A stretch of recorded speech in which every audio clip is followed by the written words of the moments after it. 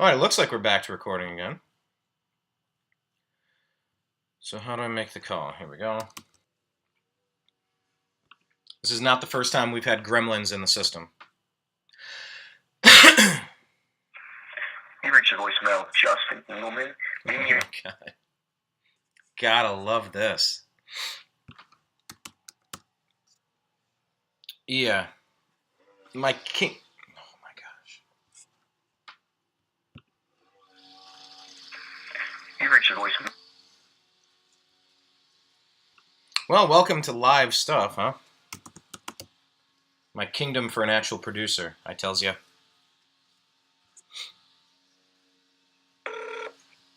Are you there? Oh my gosh, yes.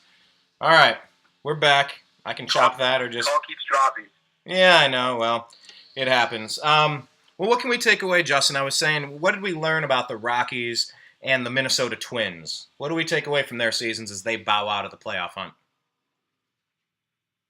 We can't look past just the wonderful comeback that the Twins had. And first team in Major League Baseball history to lose 100 games and make the playoffs the next year. So kudos to them. Kudos to Paul Molidar and just for really having a great season there. Joe Mauer, a lot of good talent there. But, they faced some injury problems with Miguel Sano at third. They have Byron Buxton in center, Dozier at second. Some good core pieces there to build around for the future. So you got to give props to the Twins for having a good year. They didn't give up. They stuck it out for the whole season, and they almost came away with a win there against the Yankees. They chased their starting pitcher in the first inning. They chased him. Right. That was a gutsy managerial move, wouldn't you say? Absolutely. I don't think they had an option. No. Just the way that the series is set up, where it's one and done, you kind of have to make moves that will keep you in the game. And neither starting pitcher had their stuff there. I don't think they got caught up in the moment. I'd probably assume that with Severino, he's a younger pitcher. Santana not really on the playoff atmosphere very much in his career. So, yeah, it was a great game. I think it was good for baseball. Great atmosphere there in Yankee Stadium, and I think it set the tone for the rest of the playoffs. Well, you can circle back around. I don't really care to discuss the Rockies unless you do, but what you just said kind of reminded me of a couple things. And I think maybe we can start with the Indians on this. Like I said, feel free to circle back to the Rockies if you got some stuff to say. But, it's talking about starting pitching choice. The Cleveland Indians decided to go with Trevor Bauer instead of Corey Kluber. Why don't you kind of walk us through the thinking behind that one? I had mixed emotions about this one. And I think a lot of the fan base and media outlets do also. Francona is trying to, in Callaway, they're thinking through this, and they wanted Kluber on 5 days rest. Last year in the playoffs, when he was going on 5 days rest, he didn't give up one run. His ERA was 0.000. So he's, in their minds, he's at his best when he has his 5 days rest. So I think that was the reason number one. Reason number two, they're playing different logistics, and they're playing out different logistics. If we do this, he'll have his day's rest for Game 1 of the NL or the ALCS. So they're kind of maybe looking down the road a little bit. That kind of scares me just a tad. But let's face it, Trevor Bauer only won 17 games this year. You know what I'm saying? It's not like we're throwing out Tomlin in Game 1. That's true. Bauer had a great year, and I think it might be a mind game too. I learned this. We learned this last year. I know dynamics were a little different with our limited starting pitching, but Francona wants to sweep. Francona wants to sweep. He doesn't want to mess around. He doesn't want to play around. He wants to sweep. So if you think of the mind game here, psychological warfare. Let's say we win Game 1 with Bauer, and they have to come back to Kluber and Carrasco in Game 2 and Game 3. That's not a bright road ahead for the Yankees when you're down 1-0 and you have to face the best two pitchers in the rotation. Right. You know, and then so honestly, Brian, that wasn't my main concern as far as the pitching decisions that he made. I didn't necessarily agree with sending Goody and Otero walking. I think they deserve a spot in that bullpen. It's tough. They got there. No, and you're right. It's not like they pitched their way out of that spot. It's more along the lines of, look at the arms that are there for long relief, whether it's Clevenger, whether it's Salazar. I mean, you got starting pitchers stocked in that cabinet ready to go.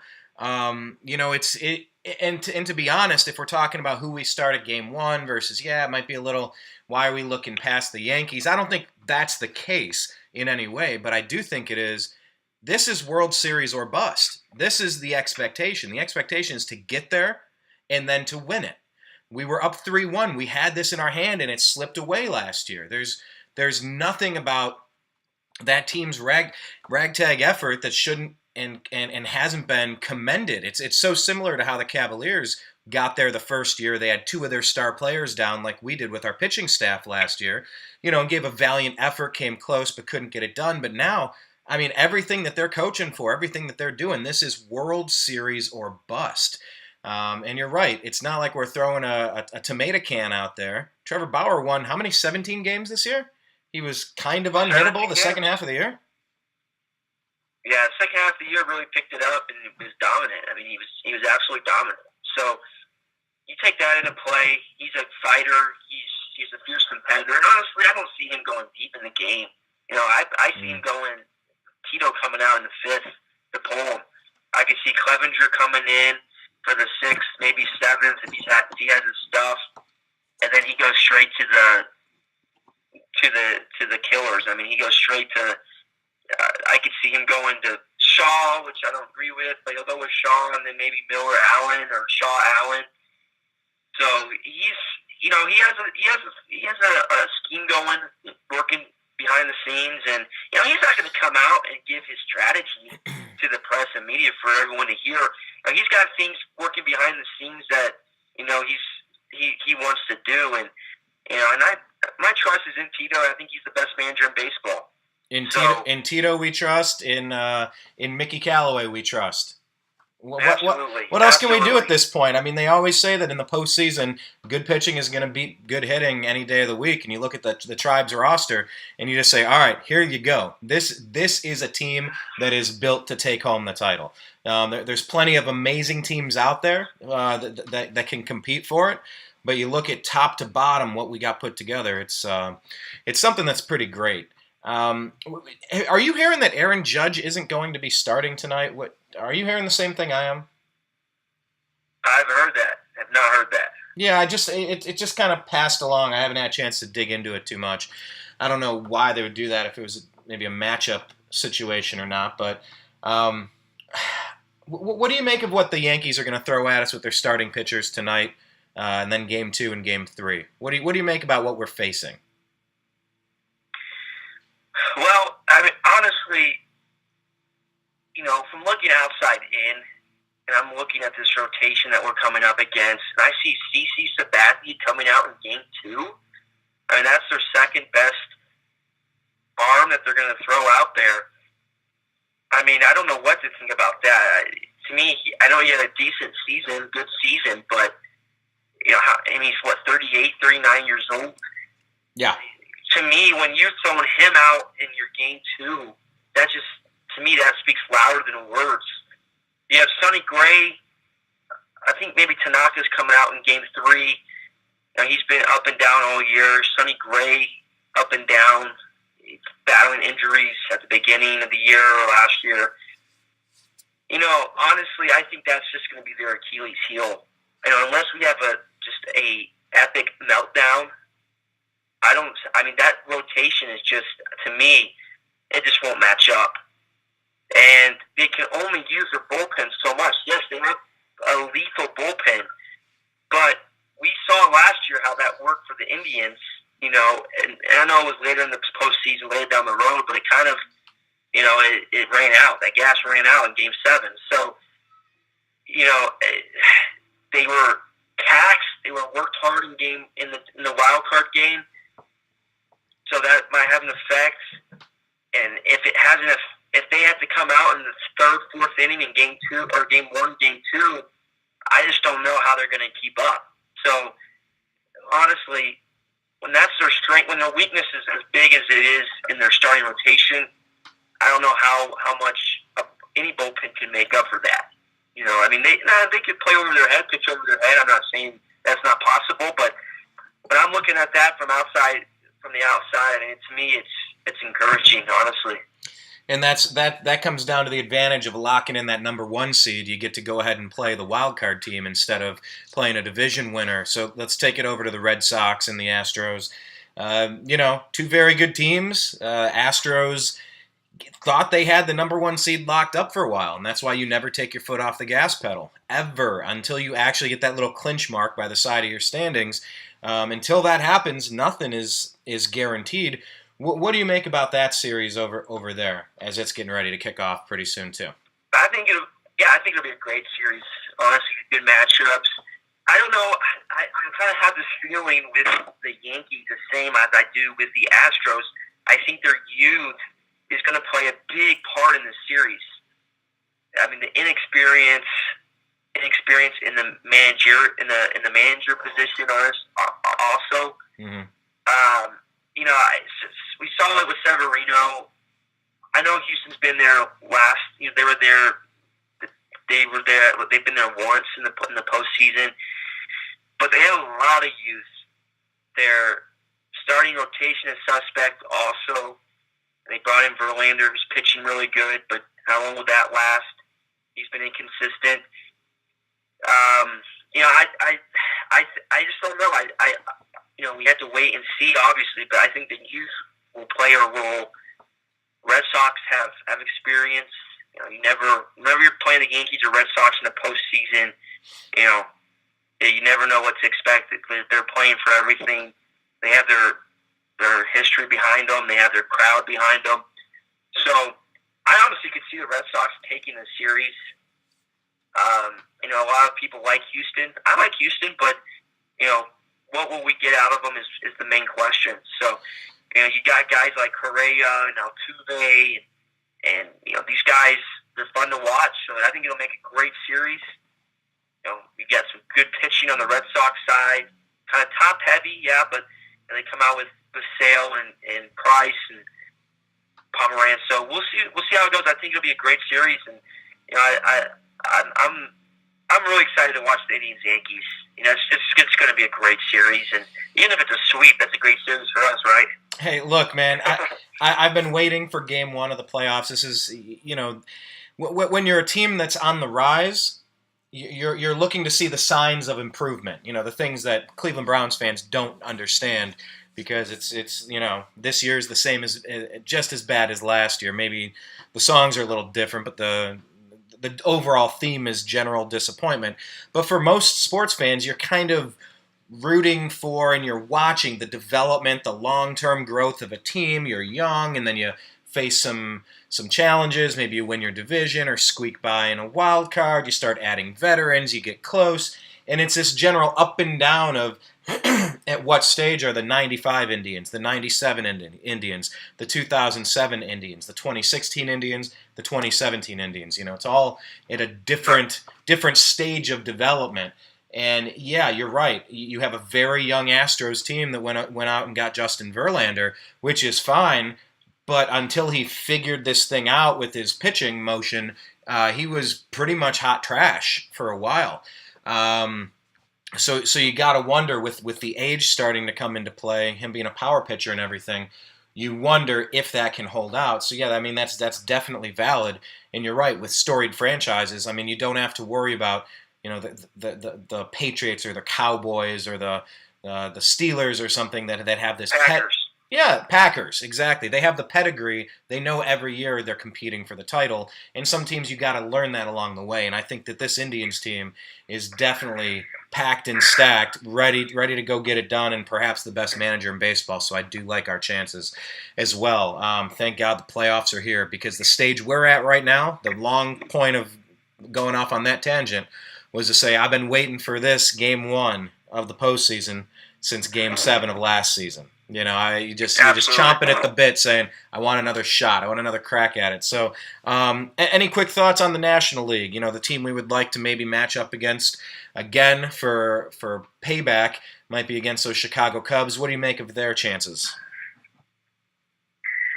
You know, I don't know, honestly. I think the Cubs can make it back. You know, they have a great team. I mean, they're starting pitching. They added Quintana. You know, it'll be interesting for sure. I think the Dodgers. I mean, honestly, I would love to see the Dodgers make it. You know, just for personal reasons, them being in our backyard here, Los Angeles area. So the Nationals could surprise us. To me, it's a wild card. I mean, I think any team out of the National League can make it. Any team. I mean, when have we been able to say that in the past few years? I honestly think any team. The Diamondbacks have the Dodgers number. They have a great hitting. I mean, I don't know if you remember this, but I think it was the second series of the season. We got swept by the Diamondbacks. You know, they have a good team. They have Greinke at the front of that rotation. He's a great pitcher. They have a great lineup. So they're at the bottom. They're at the bottom of the bracket. So honestly, I think any team could make it. And yeah, the Nationals have some injury issues with Scherzer and Harper. So you know, it wouldn't surprise me if they get out first round. But they have a good team. They're anxious to move on. They've been one and done past few years, so it could be any team in the National League, honestly. And that's what Kirkman told us at the Angels game. So yes, he did. And I remember asking if we were going to put a hurting on the Halos and knock them out of playoff contention, and he gave that slow nod, saying, "Yep, I think that's exactly what we're about to see," and that's exactly what we did see. So, all right, man, I'm really looking forward to this. How about you and I check in a lot more frequently from here on out? I don't know if we want to do a show after every game. We can keep them quick, but you know, I do want to get down to brass tacks and cover the stuff I really care about. I'll take any questions if we have any questions for Justin here. Jay is asking, what's he saying? He's saying Indians will win it all this year. Our city is electric right now. It's going to be extremely loud tonight. Let the playoffs begin. How much of that? Because you were at a World Series game last year. What do you expect for the Cleveland fan base regarding packing the stadium and not selling tickets to the opposing team? And what do you think it's going to be like this time around, Justin? Honestly, I think it's going to be different. It's going to be different. And this team is thirsty. They're hungry. They're so hungry. I mean, I read an article today from Andrew Miller about just the climax of last year's season, and honestly, these guys are hungry. They're bought in. These players are bought into the fans. The fans are bought into the players. I think it's a close knit, you know. And this is going to be legendary. I mean, I think the atmosphere, the energy, the electricity, like James just said. Honestly, it's going to be so fun to watch. I'm just going to sit in my recliner tonight and just soak it all in. Every single pitch of it. That reminds me. With some ballpark mustard, with some stadium mustard. Well, hold on. Wait. Dog, I'm just going to soak it all in. Hold on, but are you stadium mustard or are you ballpark mustard? You got to pick a side. I grew up here in stadium. But, I mean, I guess it's both. I don't know. Because there's the Bertman mustard, then there's the stadium mustard. Yeah, I go with stadium mustard. I'm not going to turn down Bertman mustard. It's not Berman's, it's Bertman's. I grew up here in stadium. Yeah, that's the one I always had, was a stadium mustard. Yeah, by the way, final thing then, on our way out the door here, and we'll wrap this up, Justin. Thank you for joining us. Do you tweet during the games and in between games and stuff? Should people follow you? Yeah, absolutely. I don't do it as much often. I probably in the regular season. I mean, I will probably do it more in the postseason. So yeah, absolutely. Okay, what is your Twitter feed? Give that out for people. First, yeah, add first last name. So add Justin Engelman, Justin, and then Engelman, Engelman. Very simple. Okay, we'll tweet that out. We'll see if people can follow you on Twitter, and we can retweet and share some of this stuff as we go. The final thing then on our way out the door is explain what's going on with people being able to view this game tonight. Apparently it's on a strange network with weird restrictions. Is this for everybody or just locally, or what's going on with this? Game 1's on Fox Sports 1. It's a little bit more popular, a little more attainable. I think a lot more people have Fox Sports 1. I'm not sure as far as DirecTV, but I know Spectrum has it. A lot of people don't like Spectrum. Spectrum has it. It's what I have. As far as Game 2, it's on MLB Network. I don't have MLB Network. So I think DirecTV might have it, but a lot of people don't have DirecTV. So a lot of people won't be able to watch the game unless, I think they have the MLB.TV package with MLB.com. They can view it. In the past, it's been a weird setup. It's been different camera views, and hasn't been the same broadcast as far as the network that does it. But yeah, I mean, it's kind of weird. I wonder why they're doing this. It's like this is the time for all of these teams to shine. It just seems strange that they would make it trickier for people to watch, especially when you see football kind of shooting themselves in their own foot. Regarding popularity and becoming America's pastime, and the limited amount of funds that families have to go out to a ballpark these days, whether it's baseball, football, or basketball. I mean, that's like going on a vacation. It's a significant amount of money. It's hard to find $5, $10, $15, $20 seats, and by the time you pay $20 for parking and $8 for a pretzel and $9 for a hot dog and $15 for beer, you go, wow, this was an expensive night out.